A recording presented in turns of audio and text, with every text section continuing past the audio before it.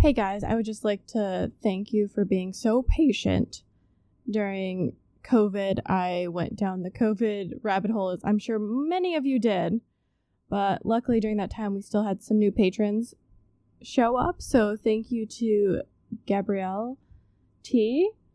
And we also had one new elder, which was Justin from the Obscura True Crime podcast, so I have to get together with him and do one of the extra bonuses for that. But again, thank you guys so much for understanding and still being here when I came back. And I hope you all are doing well. Thank you to all the patrons and all the supporters. Here's the episode. Welcome back, Collective. Kelly is back. We're going to talk about some things. And probably, it'll be depressing. The standard.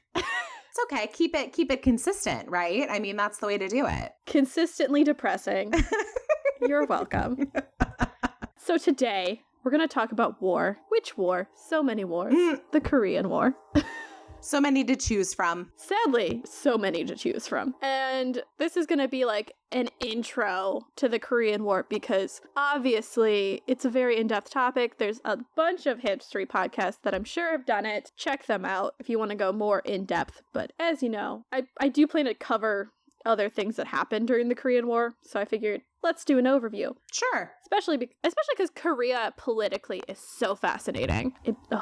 I mean, even still today, like it's amazing, like how much is going on and how much, especially in America, we still hear about stuff going on in Korea. Oh, yeah. Because, I mean, Kim Jong-un is definitely alive and definitely doesn't have gout. He definitely doesn't have gout in a country that's starving. So, let's talk about Korea before the war. It was actually controlled by Imperial Japan and they took over from the Chinese because, yeah, they did that shit, as a lot of people who only study European history don't think about. There are many different empires, many different Asian countries, expanded, contracted, all of that. So, during the first Sino-Japanese War, which was 1894 to 95, there was a short Korean Empire, and then we have Japan defeating Russia in the Russo-Japanese War of 1904 to 1905. That's when Japan was like, hey, Korea, you're going to be a protectorate. That means, hey, you want to be a little colony? And then we'll slowly incorporate you. They actually, yeah. If you see protectorate, you go, okay, so colony. Got it. Right. Let's just call it what it is. Yeah. They actually annexed it with the Japan-Korea Annexation Treaty in 1910. So with that, we see many of the Korean nationalists fleeing the country. And at that point, it's still one peninsula. It's not divided. They go on to found the Provisional Government of the Republic of Korea in 1919 in nationalist China. Because also at this point, China's starting to go through a civil war. There's a lot of things happening there, and not going to go deeply into it. Okay. So just because it's a lot.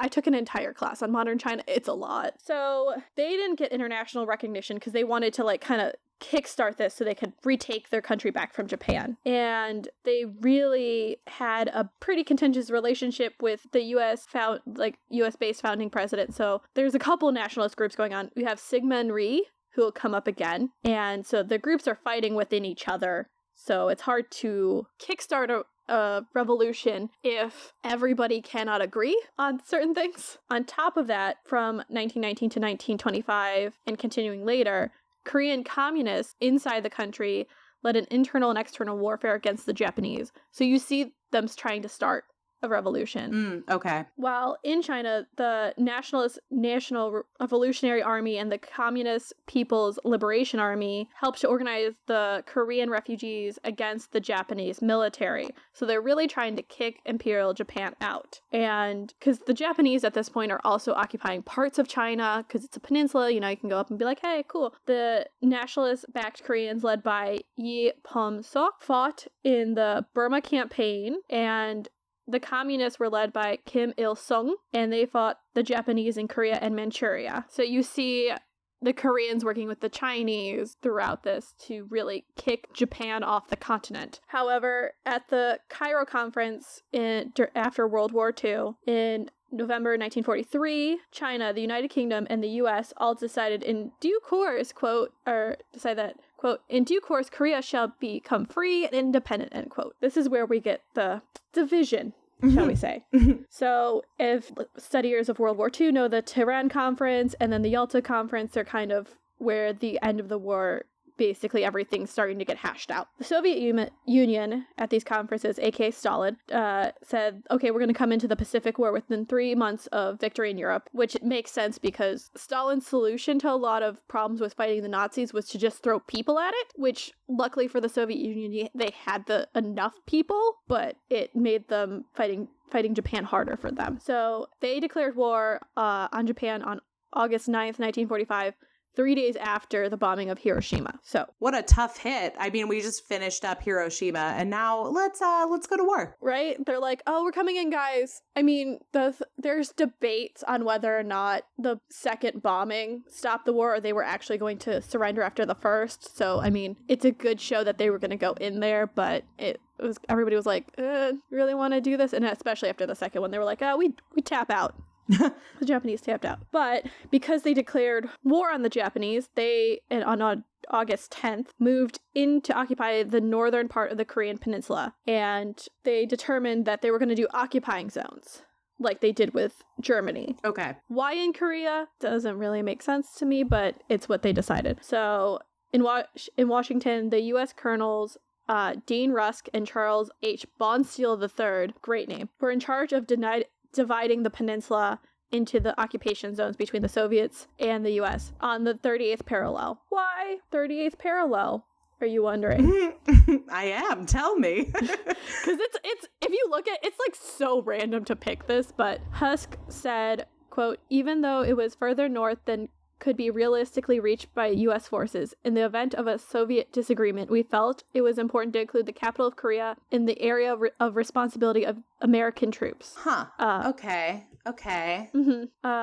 Continuing, faced with the scarcity of U.S. forces immediately available and the time and space factors, it would make it difficult to reach very far north before the Soviet troops could enter that area, end quote. So it's basically, we'll put it further north to give us a buffer zone, but we also get like Seoul. Yeah. Okay. I mean, I guess that's, it makes a little more sense. But it's very much a, this looks good kind of response. Right. And this would be incorporated into the Japanese surrender on August 15th. So really, the Russians battled the Japanese technically for like 6 days. Okay. Well, that's quick. Yeah. Stalin actually agrees to halt at the 38th parallel to have the meeting and determine that if this is what they wanted. And on September 8th, 1945, the U.S. Lieutenant General John R. Hodge arrived in Incheon. Again, I don't speak Korean. I should have mentioned this. I don't speak any Korean. I don't speak any Eastern Asian languages. I think you're doing my great. Best. I'm terrible with names, so I think you're doing a great job so far. I'm going to do my best. Some of these I have heard before, but we all know how I go with Asian languages. I just sound confident enough. We have the Soviets and now the U.S. forces in Incheon to accept the Japanese surrender just south of the 30th parallel. So Hodge actually becomes the U.S. head in Korea, and he goes about trying to, like, stupidly first, he tries to restore the colonial powers that were there, so the Japanese colonial administrators, and the Koreans were like, no thank you. So he was like, never mind, I'm gonna back off there. He, did keep the Koreans who were in the government before in government power, because, it's not good to start fresh with a whole new crop of people running a government. It doesn't tend to work well if you have no government experience. No. What? Where are you getting this information from? Numerous historical and modern accounts.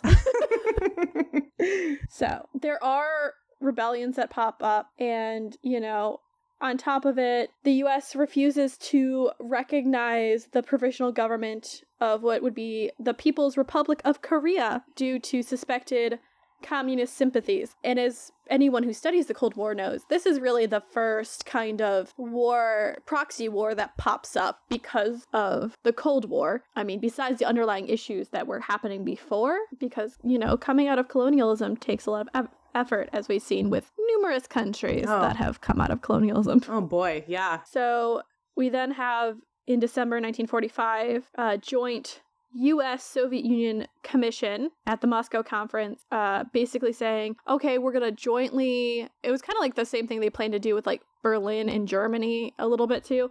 We're going to jointly govern you for about 5 years. And then after 5 years, we'll have you become independent. Which sounds easy enough. To me, it feels very Treaty of Versailles. Oh, yeah. After World War I, and you're just like, oh, that didn't work well. Like, why should we try this again? Did it work well the first time? Not so much. They probably are like, it's different people. It'll be fine. Yeah. Oh, God. Story of America's life.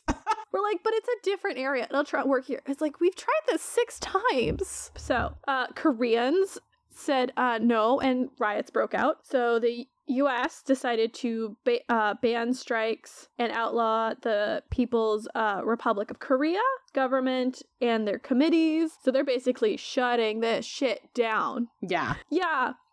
Doesn't work because there's larger scale civilian unrest, and they declared martial law. The U.S. did, because remember, the U.S. Army's there. And, you know, they were like, okay, this joint council's not working.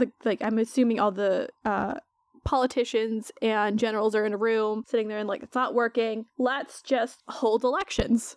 Because that solves everything, right? Yeah, we've learned that one multiple times too. Yeah. However, the Soviet authorities and the Korean communists were like, no, it would not be fair. And on top of it, many of those South Korean politicians actually boycotted as well. So it is not popular. But the U.S. probably said, fuck it. What harm could it do? Because that's what we do best in America. We are that kid who does the project the night before, doesn't practice this. I'll wing it. Yep. Yep. We all know that kid. Some of us have been that kid. Everybody's been that kid at least once, and it does not work out well. So they hold elections in the southern half of Korea, so the U.S. half, on May 10th, 1948. They then hold parliamentary elections 3 months later in August. So it's kind of worked. They get a national political constitution on the 17th of July as well. And the general election had Syngman Rhee as the president in July 20th, 1948. So they do elect a president. They kind of get a political constitution going. But you know how people didn't like it? It was determined, or a lot of people believe, that the Rhee regime really manipulated it to get into power. But this is where the Republic of Korea, which is South Korea, this is how it was established in August 1948. So we see the founding was super solid, real solid. And so in the Soviet zone, they're like, yeah, we're gonna take this communist rebel, Kim Il-sung, and put him into power and as a communist government. Right. So that's how we get North Korea. It's so funny how it sounds like two people like playing chess, and like they're just using this poor country as like the pawns in this game. You know, like you've got America on one side, you've got Russia on the other, and then Korea's caught and divided between the two. Welcome to the Cold War. Yep, there it is. There it is. God, it's so crazy how it just, I mean, when you really simplify it all, you're like, oh, so we're just playing a little game of Battleship here, aren't we? We're playing a game of Battleship with real people's lives and not caring about the consequences. Yeah. Oh, God, makes me so angry. This is why I could never do anything in politics. And this would be like kind of where we see the idea of containment theory starting to form around this time, which containment theory was the U.S. idea. I believe the Dulles brothers, those assholes, developed it to basically contain the Soviet Union through friendly countries surrounding it. You know, right? Because that's not going to cause problems. No, of course not. And that also like is similar to domino theory, which is going to drag like the U.S. back into Korea, whereas if one of these countries falls to become communist, then more countries will become communist. And more countries, you know, we all have seen dominoes. When you stack them up and you hit them down. That's the theory, but with countries. Right. Strangely, I think, personally, the Soviet Union withdraws their troops in 1948. and the U.S. withdrawals in 1949. I mean, it makes sense because if you think, like, the Soviet Union had been involved in a war since the late 30s. They're tired. They got shit to rebuild. Stalin's purging people. It's a process. The U.S., they're right over in Japan, so it's not as far. You know, they're trying to rebuild Japan / shape Japan. And oh yeah, remember I mentioned the Chinese? Let's talk about them again. They're back. They're back. They never left. So, you know, we have the Chinese Civil War going on between the communists and the nationalists. And we have the North Korean government, which will help really fighting in Manchuria, which is close to Korea. And so we see them going back and forth. So in case you were wondering how long the Chinese Civil War was, it went on from April 1927 to May 1950. So they've been fighting for a minute. And that's just in your own country. That is a civil war. Oh my gosh. Mm-hmm. And it's, I mean, millions and millions of people died. So because the North Koreans, the Korean communists helped them out, and they're reaching the end, like basically at this point, Mao is clearly the winner of this. China's clearly going to be communist, and the nationalists flee to, I believe, Taiwan, which is why that's a whole issue, but I digress. So as China's trying to rebuild and cement themselves in power, they promised and donated to North Korea 2,000 railway cars worth of supplies, and, you know, in returning like thousands of Koreans who fought for the Communist Party. On top of it, North Korea allowed for the Chinese communists in Manchuria, like, a place to put non-combatants and communicate with the rest of China. So it's like they exchange. This is why you won't see often that China says a lot about North Korea, because they're kind of buddy. They have a taut relationship, but it's like at their foundings, they were both pretty close. And so we know that the Communist Party in China sent back like weapons and their veterans, and basically, so you have between 50 to 70,000 Korean veterans who fought in the Civil War coming back to North Korea. Damn. And they would also, I think they also did financial support and other things, but yeah. So that's basically the build up to this war. It's a geopolitical complex clusterfuck. Oh god, and there was already so much happening, like just throwing this on top of it is like, oh god, it's from one war to another. Yeah, and so they had been colonized for years, and they're trying to create their own country. They've been divided by an arbitrary line, and you know, so if you were in some of these villages, it wasn't really a choice. The line was drawn and you lived there. So this is where you live now. Jeez. So we have the real key leaders are Kim Il-sung, who is Kim Jong-un's grandfather, who was very successful as a guerrilla leader. He got some training in Russia. He had actually been made a major in the Soviet army. And, you know, you have the ultranationalists, which is really centered around Syngman Rhee, who was educated in the U.S. and, you know, helped run the dissident Korean provincial government in exile. Kim Il-sung goes up to Stalin, you know, wanders up to his buddy Stalin. You know, as you do, just like, let's strike up a conversation. With someone who's very, very paranoid, yeah. Stalin was paranoid as fuck. That's what people don't always remember. So Kim pushes for an invasion of the South. Stalin's like, okay, let's hold off.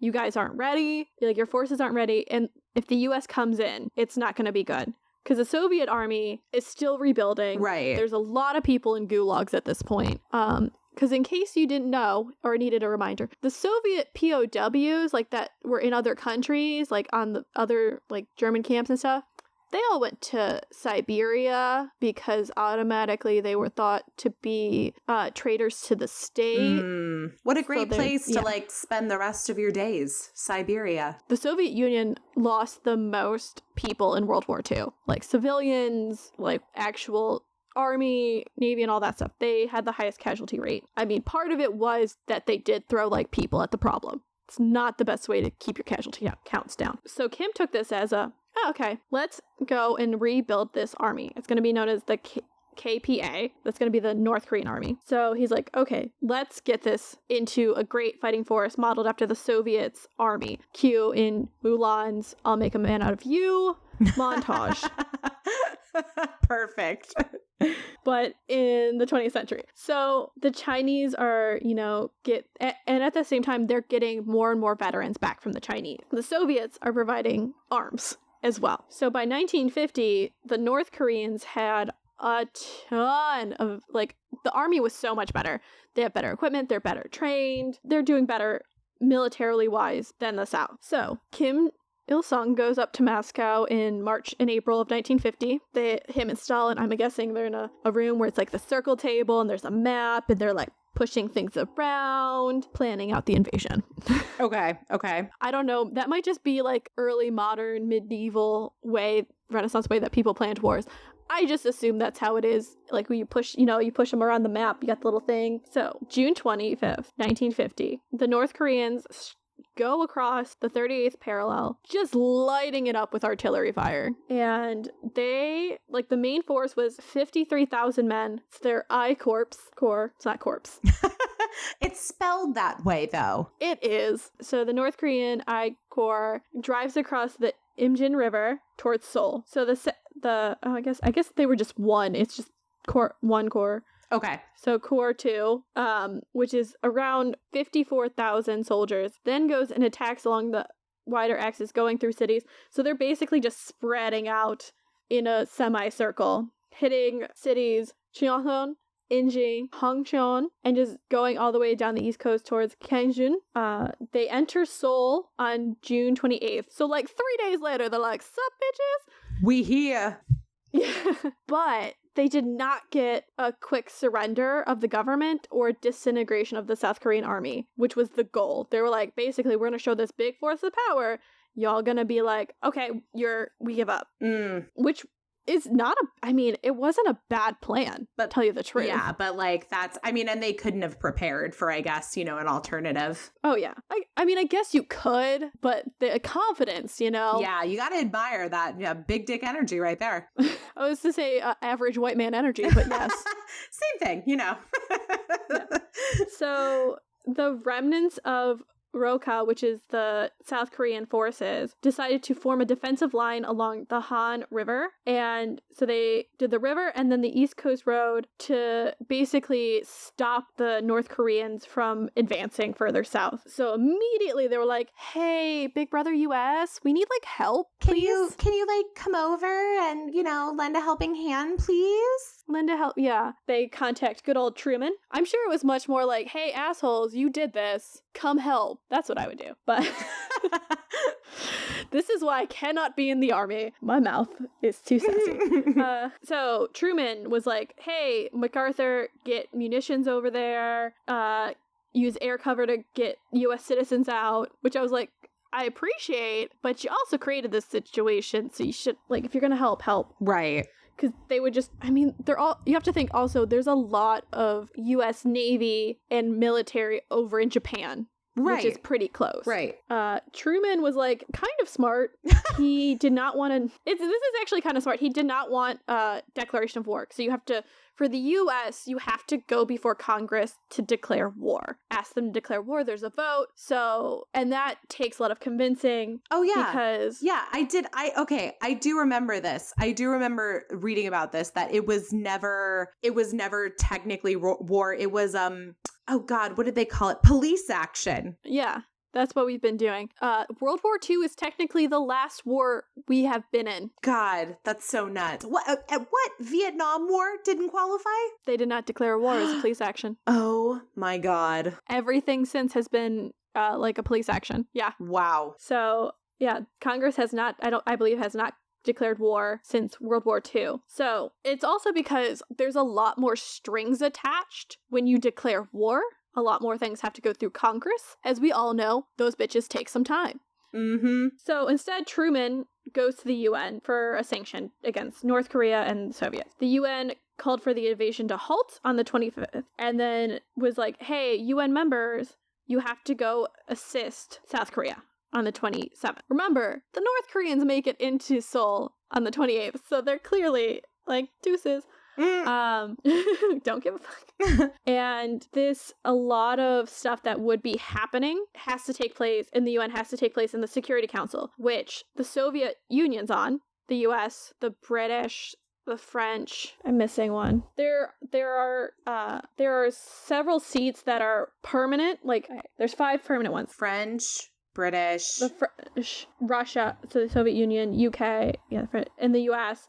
And then China, The issue was China or Taiwan going to be on the Security Council because the nationalists are in Taiwan. So it's a big... What a shit show. Like, I mean, it's nuts. It's literally a shit show. And then there's some rotating members, so other countries are on there. But the big ones are the 5 permanent members. Because the whole issue over admitting communist China to the UN is the whole deal right now. So the Soviet Union's boycotting. So it does allow actually the US to push more through because of it. Okay. But it adds to the shit showy nature of this, you know. And the U.S. public, Congress is like, no, go support South Korea. The administration actually had to realize, okay, we don't have a good enough military power to go meet this invasion. We do have one of our top generals, General MacArthur, there. So he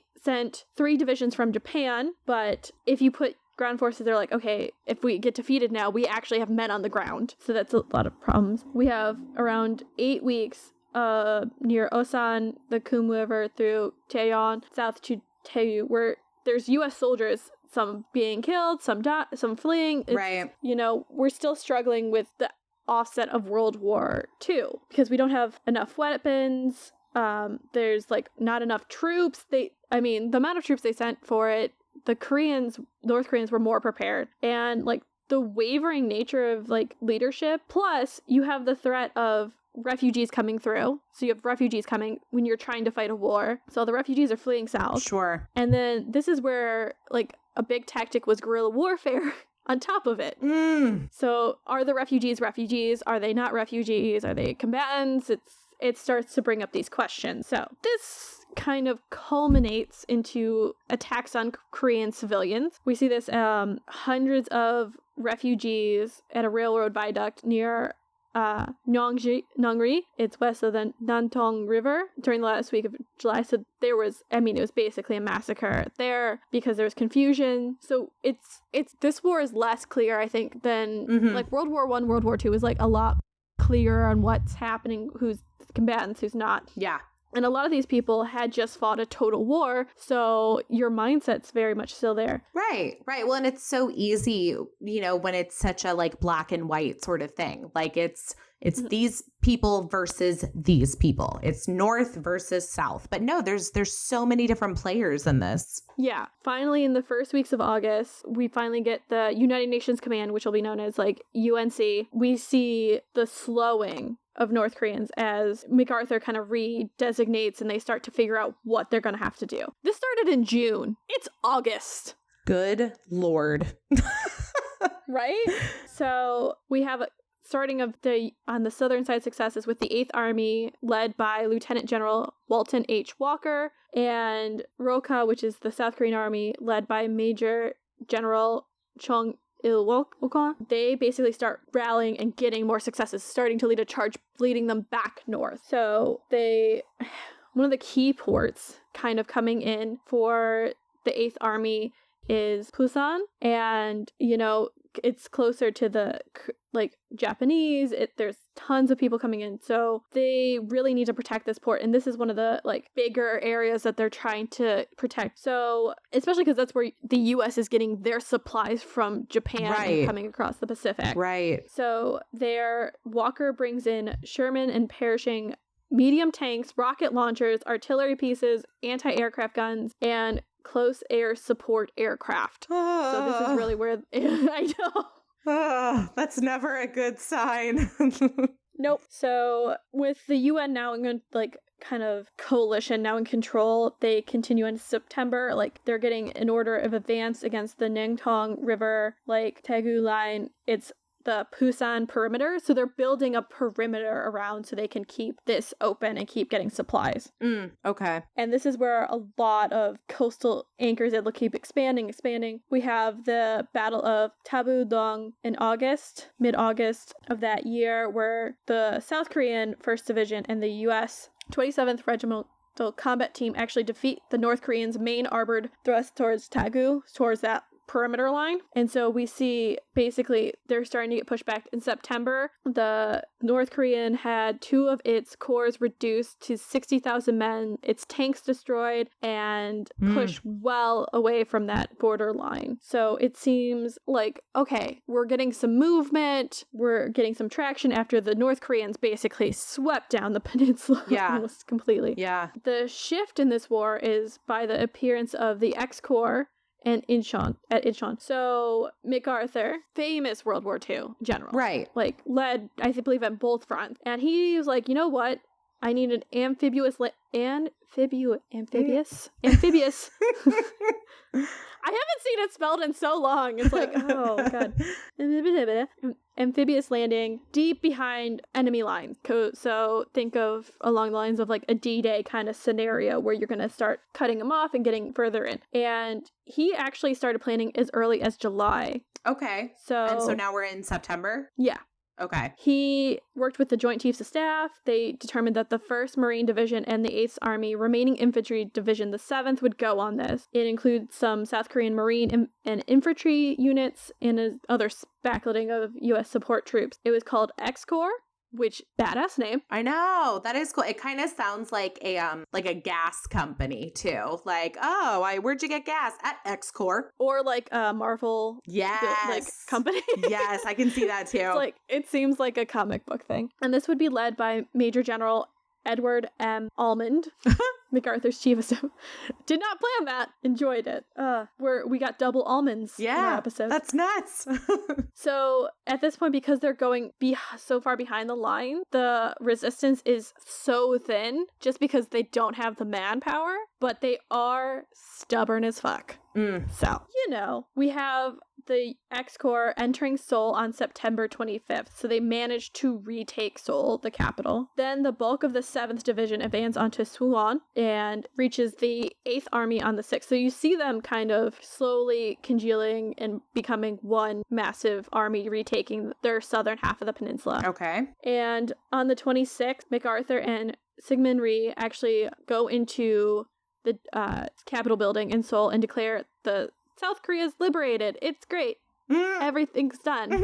All done. We can go now. Yeah, definitely not done.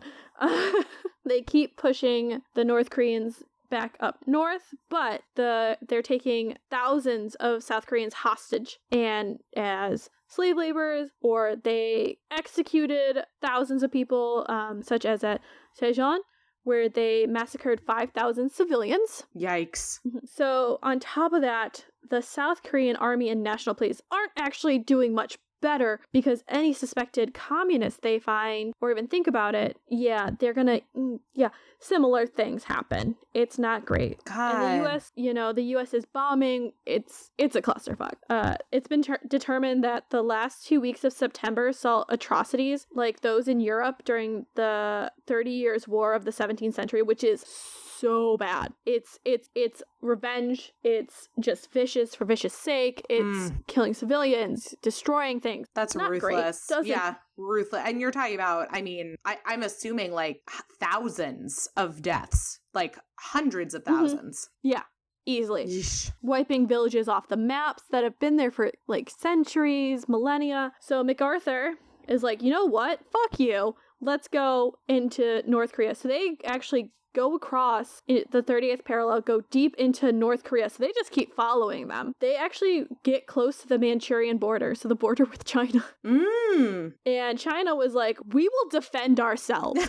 Back the fuck off. Yeah, we don't want to have to get in on this. Yeah.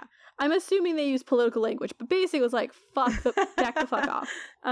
So mid-October, and still, like, this is 1950, like, this is a 3-year-long war. We're in year 1. So mid-October, Truman meets MacArthur on Wake Island, and MacArthur's like, it'll be done by Christmas.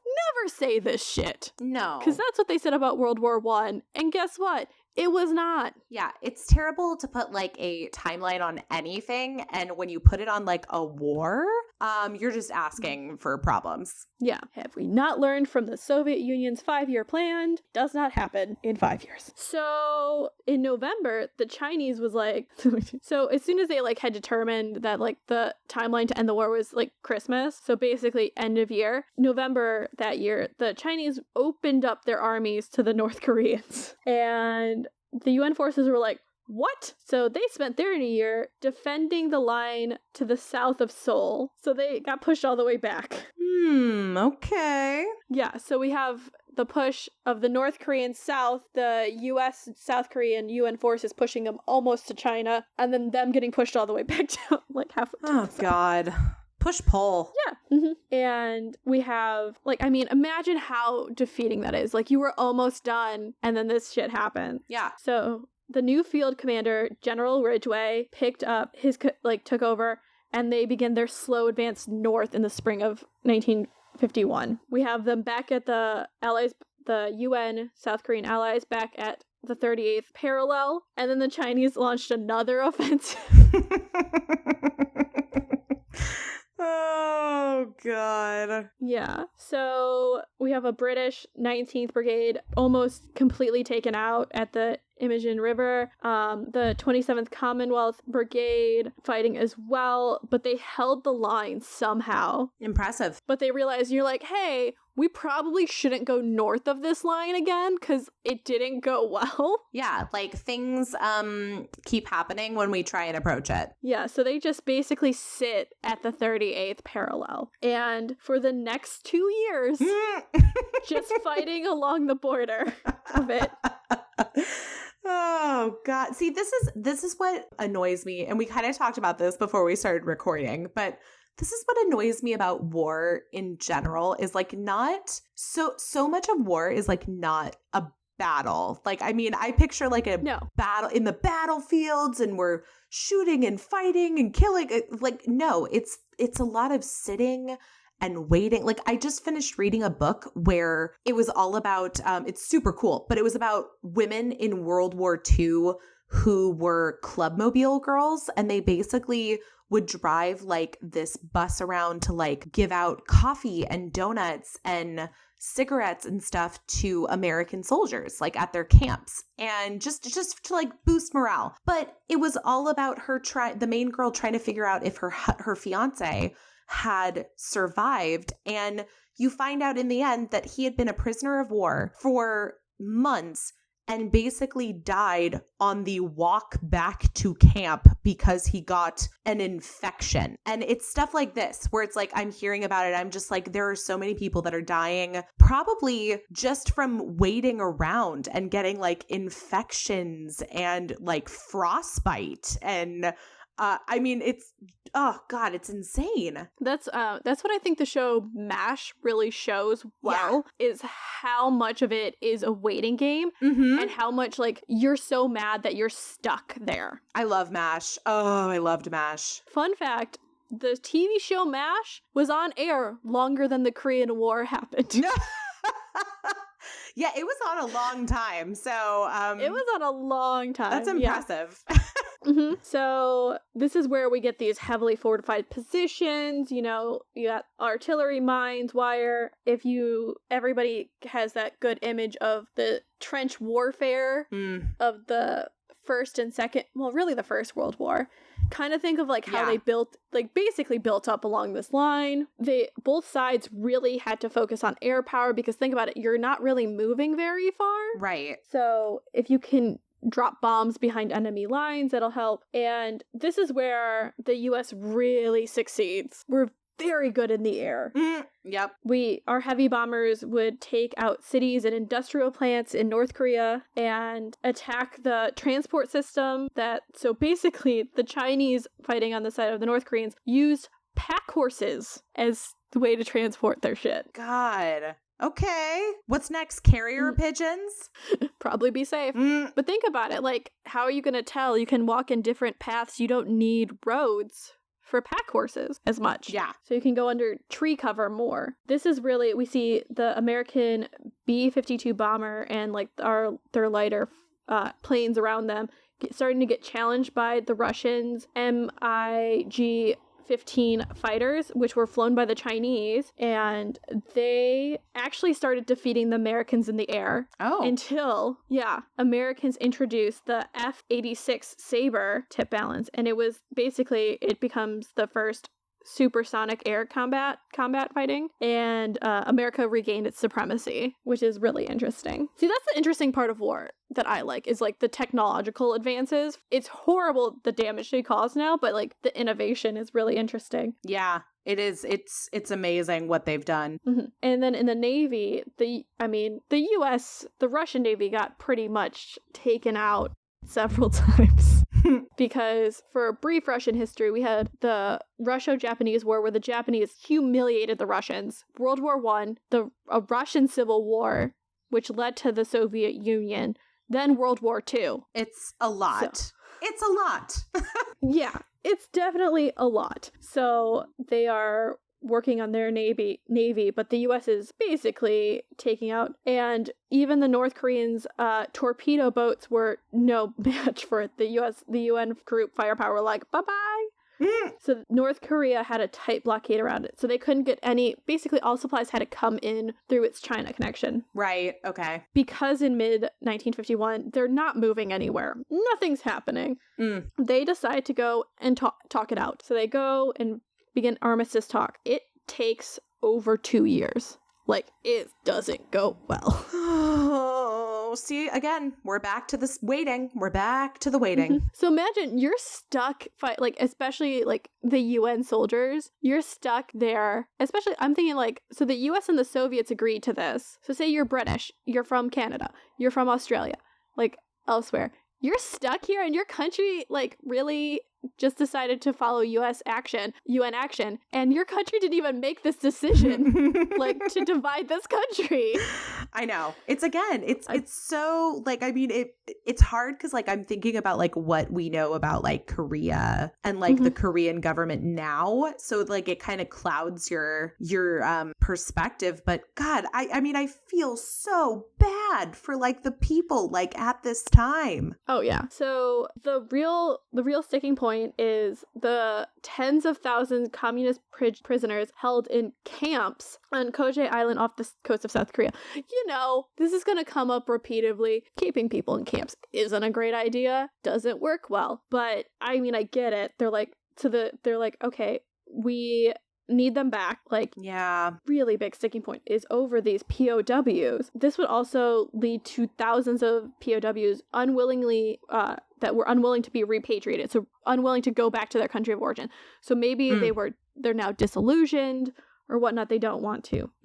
Okay. So there were actually a bunch of mutinies in the Koje camps before they figured out a way to basically repatriate those that wanted to go, get asylum for the others. So it's not going well. Then on July 1953, basically when they had a ceasefire, and it's called Operation Big Switch, where they swapped POWs. I just love that it's called Operation Big Switch. I was like, obviously that's what it is. Like, that's the best name we could come up with. You know, someone's in there and they're like trying to think of a cool name. It's like, just fucking call it Operation Big Switch. I know. Like, who's the copywriter on this? Like, you know what? Here's what we're going to do. We're going to call it exactly what it is. No beating around the bush. We're going to call it the Big Switch, because that's what's going to go down right now. It's going to be a big switch. During the negotiations that led to this, it would be the revised Geneva Convention of 1949, which required, quote, any detaining authority, end quote, that held POWs return them to their homelands as rapidly as possible when a war ended. It's basically like, hey, war's done, return the people. It's done. Like, do we need to say this? Like, I feel like it should just already be happening, but okay. Yeah, sadly, no. This all-for-all policy really could force some people, like I mentioned earlier with the Soviet Union, some of them did not want to go back because they knew what they were facing. They basically knew they were going back to a death sentence. So they didn't want to go back, but they, like, you have to do it.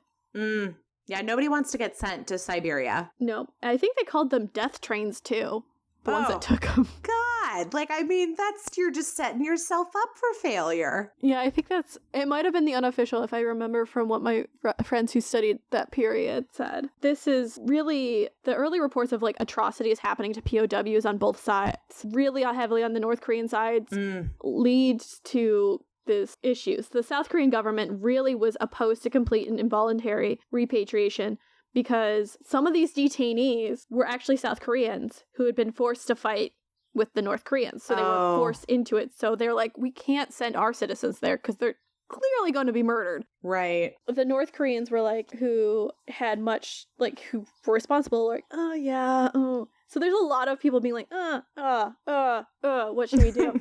The Chinese, however, they're back. That they're part of this again. Oh, they've been here the whole time.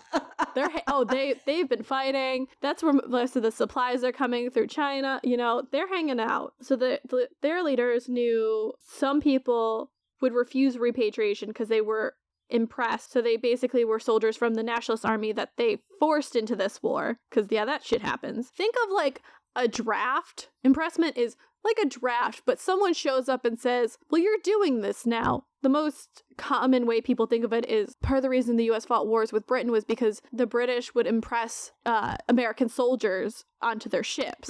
British man of war would come up to an American, like, merchant vessel and be like, well, we need sailors. You're a member of this, and then just take their sailors. Yeah, you know how that works. Which is what the Chinese did, the communists did with the Nationalist Army. So they were like, we're not going to make it mandatory because they're just going to cause more problems. Because think about it, they're veterans, they fought, their experience with this and whatnot. Right. So everybody's like, okay, we'll do a POW name exchange and numbers and the categories. So let's get to the tallies. Be prepared for the it's gonna get worse section. So the U.S. Armed Forces had 11,500 men missing in action. Communists only have 3,198 Americans in custody, as well as 1,219 other United Nations POWs, mostly British and Turkish. That's a big difference. Well, and that's just missing, right? That's just missing. I mean, that's not even counting deaths. Like, that's even scarier to me, honestly, when people go missing like that. Yeah. So South Koreans, an estimated 88,000 missing in action. Wow. And they only got 7,142 names that were in the camps. Whew. Yikes. Okay. I think the question is, I don't know if they exchanged those that had been there that were either murdered or died from, torture, execution, starvation, mistreatment, infection, like all of that. So the Allies were like, oh shit, this is, the treatment was way worse than we thought. Probably most of the missing in action had died in fighting. They think about 15,000 died in communist hands, which they figure out all but 2,000 South Koreans had died by, like, the torture, the execution, the starvation, and all the problems that would come up with it. But still, that'd be fucked up. Yeah. Oh, no, for sure. For sure. I'm still reeling over the fact that you said it was 88,000? Like, it's gonna get worse, and they only found like 7,000 names. Like, I mean, that's that were there at that time. That's what I think it is. I don't think it's total list. I think that's just who was there. So, God, I mean, but still, just thinking about that, I'm like, okay, where's the other 81,000? So we have estimated numbers of the POWs in the UN committee custody. So early on, it was like too low or too high. So they were like 90,000 or 170,000. Official lists now have determined it was 95,531 North Koreans, 20,700 Chinese, and 16,243 South Koreans, for a total of 132,474. Oof. Yeah, that's of people, especially, like, all of those people, to me too, this is not even their battle that they were fighting. Like, I mean, I know it's called the Korean War, even though it's not a war, but also, like, that many people died for something that wasn't even their cause. Yeah, it's crazy because, like, that's their, like, the United Nations list of POWs. So apparently around 40,000 of the missing men were South Korean who had already passed loyalty investigations and would not be considered to go to North Korea. Truman ruled in January 1952 that no POW in UN custody would be forced to return to North Korea or China against their will, which is actually, I think, fair. Yeah. I mean, it's a good idea. Like, I understand where that's coming from, and it is fair for sure. I could see where that would also create other issues. I mean, I don't know if they would be bigger issues than sending them back to a country that's just going to murder them for coming back. Or, re-educate them. Right. Yes, let's not. I always love that phrase. Let's not say murder. Let's say my favorite, reprogram. That's my favorite. So those that chose to return north would continue on a 1-for-1 basis until they got all 12,000 Allied POWs returned. Okay. Which, again, fair. Yeah. Very, very pragmatic. Yeah. And, this process required extensive screening of individuals about their preference and basically created a shit ton of problems in the camps. Well, naturally. This is really like kind of a hidden thing people don't realize. Like POWs revolting were another aspect of the war happening behind the lines. So not only are you manning the 38th parallel, you also have to deal with the POWs fighting and trying to revolt and all that. And on top of it, you have guerrilla warfare of those in the southern provinces attacking. We see the most effective in 1951 with Van Fleek, U.S. general, ordered Major General Pak Sun-yuk, one of South Korea's most effective officers, to break up the guerrilla activity. They go through from December 1951 to March 1952. They killed 11,000 partisan and sympathizers, captured 9,916 more, which is really suggesting a scorched earth policy, which was not what I believe he was asked to do. But yeah. Boy, oh boy. This surpasses the previous war atrocity. God. By the UN unit, the execution of 800 to 1,000 villagers at Kongzhen in February 1951. So, no side did great. Both of us were real bad. Yeah. Doesn't paint. I feel like a lot of these things don't paint us in an excellent light. No, it doesn't. So, we see the Demilitarized Zone, or DMZ, which is still there, established on the border. Everybody kind of backs up a little bit, and the UN determines to set up a commission to supervise the armistice. We had around 100,000 British servicemen, the Brits in the war, and on top of, in July 1951, a Canadian brigade, some more the British, the Australians, the New Zealanders, the Indians, which is the Commonwealth Division as well. So it's not just, that's what I think is interesting. It's not just the US in there because it's a UN. It's kind of like the first UN action. There are a lot more people involved than you thought. Right. So let's end this war. Yeah. Quote unquote. Do we? Technically, no. Yeah. It's neither here nor there. So from September to November 1952, the Chinese are still trying to push the Allies back to the 30th parallel, and as they're raging through, we keep having these short fires, like all these things, and as everybody's losing men, we have the 8th Army in just mid-November lose 10,000 men. The Chinese lost 15,000 men, and the Chinese actually go to President-elect Eisenhower, and they're like hoping they can convince him not to go on a major offensive in the 53. Eisenhower and Secretary of State Dulles, yes, the one that Dulles Airport is named after, him and his brother. Oh my very God. Yes. The Dulles brothers, as one of my international studies professor says, she believes that they have their heads and they're still spewing out policy in the basement of the Pentagon. They basically, if you guys are Patreon members and you've heard the Guatemala episodes, you'll know the Dulles brothers basically led U.S. foreign policy from, I think, like the 40s on until they died. And, one was the head of the CIA, one was the Secretary of State a lot, or in the State Department a lot. They, the Dulles brother who was in the CIA actually led the commission on JFK's assassination. He did not like JFK. JFK did not like him. Take with that what you will. But if you read up on the Dulles brothers, they're fascinating, the amount of shit they're in. It sounds like it. It sounds like they're like those guys that like have their hands in everything. Yeah. Oh, yeah. And they're like not even hiding the fact that they're smoking their cigars and twirling their mustaches.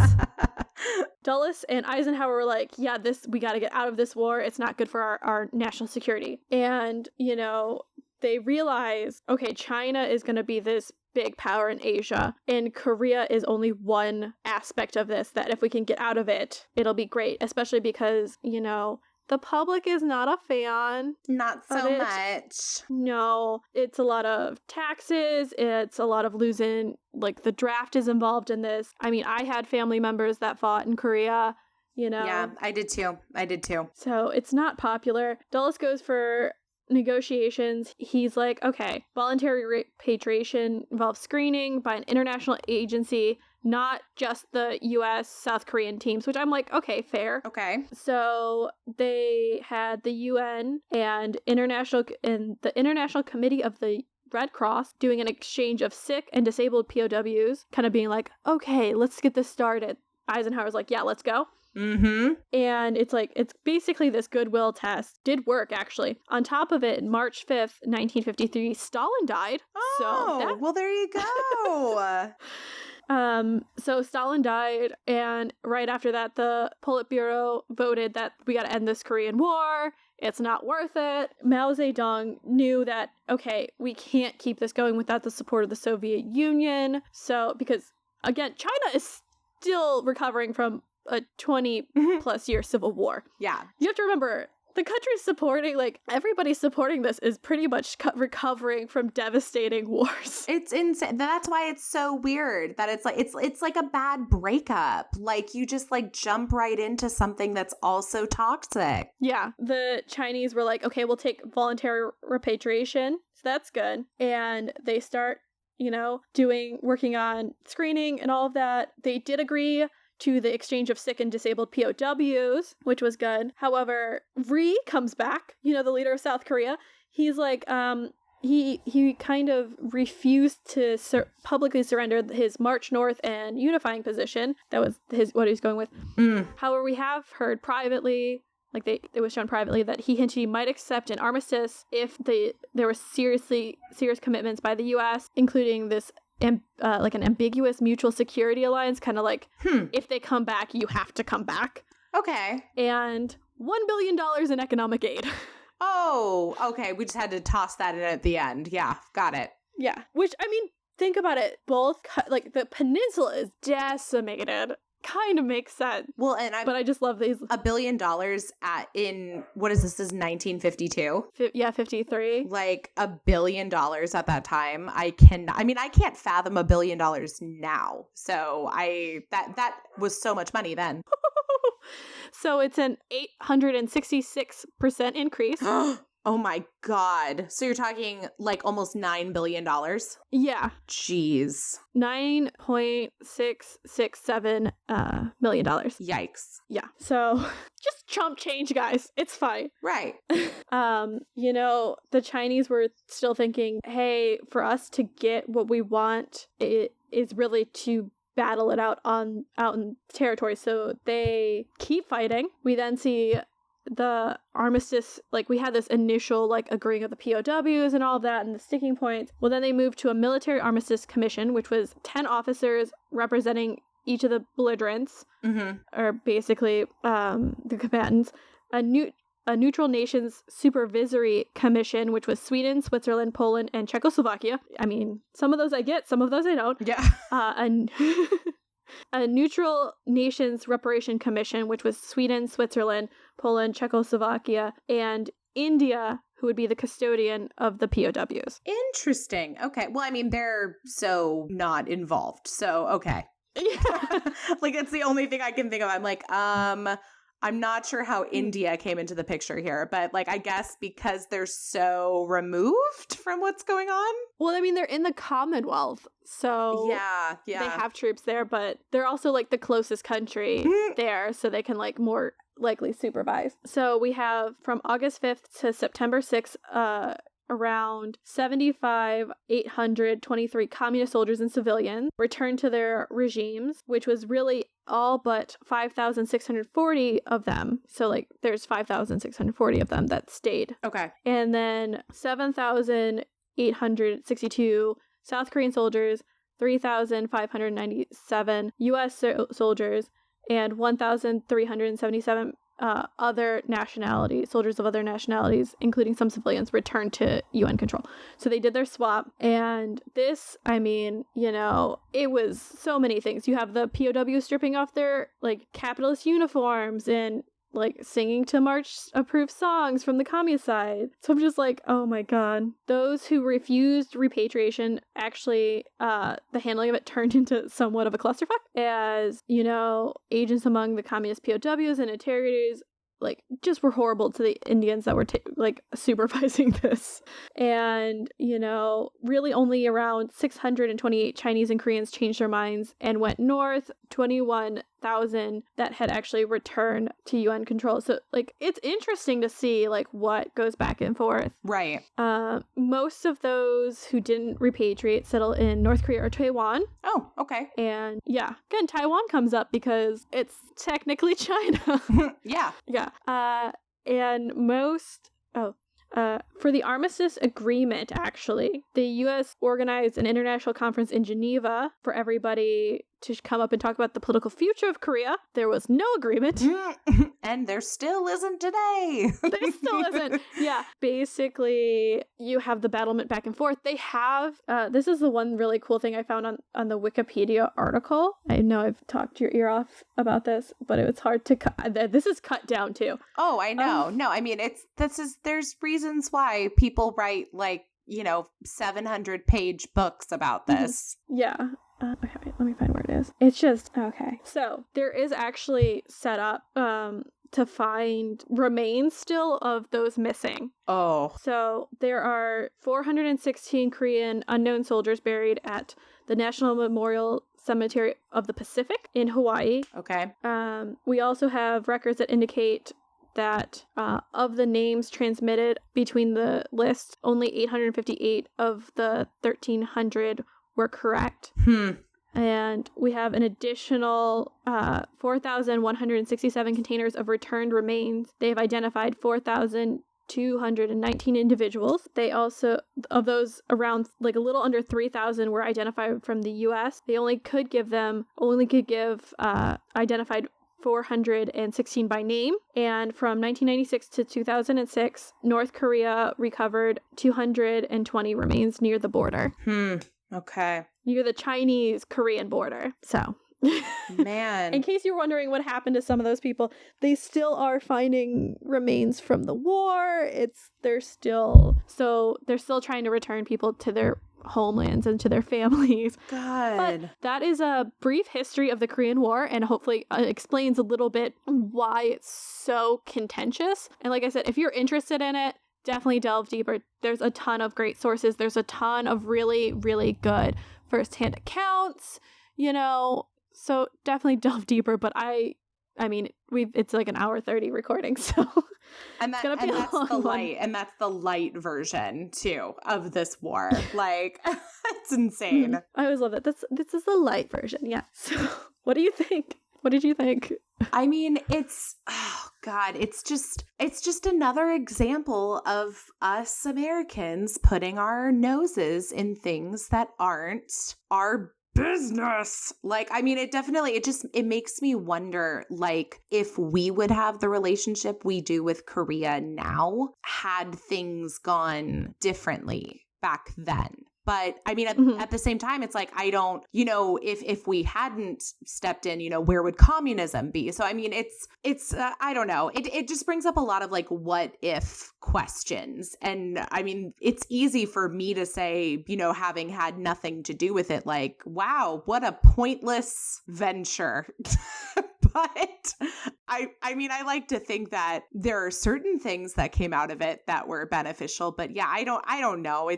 War in general, to me, I'm just like, most of the time it just seems so pointless. Like, it's just, it's fascinating though. I mean, it really is. There's a lot that you had in there that I didn't know sort of like the origins of, I guess. That was like the main thing. And I think that on top of the fact that all the players in this were mostly coming out of other wars, like, I mean, just complicates things so immensely. This is definitely like one of the wars that I don't hear as much about. Like, I mean, I feel like you usually hear about World War I, World War II, and in America we hear about the Civil War. So, and like Vietnam. Yeah. And I think we're at the point too where a lot of people that lived then are gone. So, it's I can see where this is one that would kind of disappear into the history books. So, I found that really interesting. It's fascinating just because it's kind of the first time, not the first time. Well, yeah, it's kind of the first time with US supremacy in the global stage that you see the country doing this, because you have the Spanish-American War, but I wouldn't say the US was a major player. It was like we were on the up and up when we did it, but we're not in the American century yet, like we will be after the Second World War. And you see definitely the US learning from Britain and how to stick our nose in everybody's business. Oh, God. We're so good at it. We're so good at it. It's, oh, God. We learned from our father, aka the British Empire. It's true. It's true. I was just watching a like pirated version of Hamilton on Broadway the other night, and I'm just like, damn, like King George up in here, like, shut up. But also us too. Oh, yeah. So, Kelly, do you want to tell everyone where to find your wonderful podcast that is definitely cheerier than this? Oh, yes. And you know what? We definitely don't cover as many historical events on our podcast, although if you're lucky, we might review a historical romance or two. So my podcast is Boobies and Newbies. You can find us on boobiesandnewbies.com or on all your socials at Boobies Podcast. We're, streaming on all the usual podcast platforms. So wherever you're listening to this podcast, go find us. Yeah. And next week, I'll be back with another friend talking about other horrible things, probably. Yay! Okay, bye! Hey everybody, it's Kelly, host of Boobies and Newbies, part of the Frolic Podcast Network. Every episode, I invite a romance reading newbie to read and review their very first romance novel, alongside me, a self-proclaimed romance novel addict. We're talking everything from bisexual pegging. We need more pegging on TV. We need it in books. We need it in real life. We need to talk about it. To the deepest intricacies of relationships. It really is like we're fighting for us. Yes. Like let's fight. That's beautiful. We cover it all. Find and follow us on social media at Boobies Podcast and catch up on previous episodes on your favorite podcast streaming platform. Maine, the northernmost state in America, usually thought of as a quaint, safe vacation destination. Our motto is, the way life should be. But did you know serial killer John Joseph Joubert was raised in Maine and was convicted of 3 stabbing murders of young boys? Or the unsolved abduction of baby girl Ayla Reynolds, supposedly stolen from her bed near Christmas 2011. Her body has never been found. These are just 2 of the main stories Murderific has covered. We cover crimes from all areas and Maine cases as well. Murderific True Crime Podcast, hosted by me, Bernadette, can be found on iTunes, Spotify, Podbean, or wherever you listen to podcasts, or go to murderific.com. We will be executing podcasts one crime at a time. Cult of Domesticity. We're available on all podcatchers. Remember to rate, review, subscribe to help spread the word, or just force other people to listen to it. Our Facebook and Twitter are at Domestic Podcast, and our Instagram is at the Cult of Domesticity. We also have podcast merch at Threadless. As well, if you want to support us financially or show some appreciation, we have a PayPal tip jar and a Patreon, which has some pretty great perks. Any topic suggestions, feel free to email us at domesticpodcast@gmail.com. Remember to stay domestic and cult-free.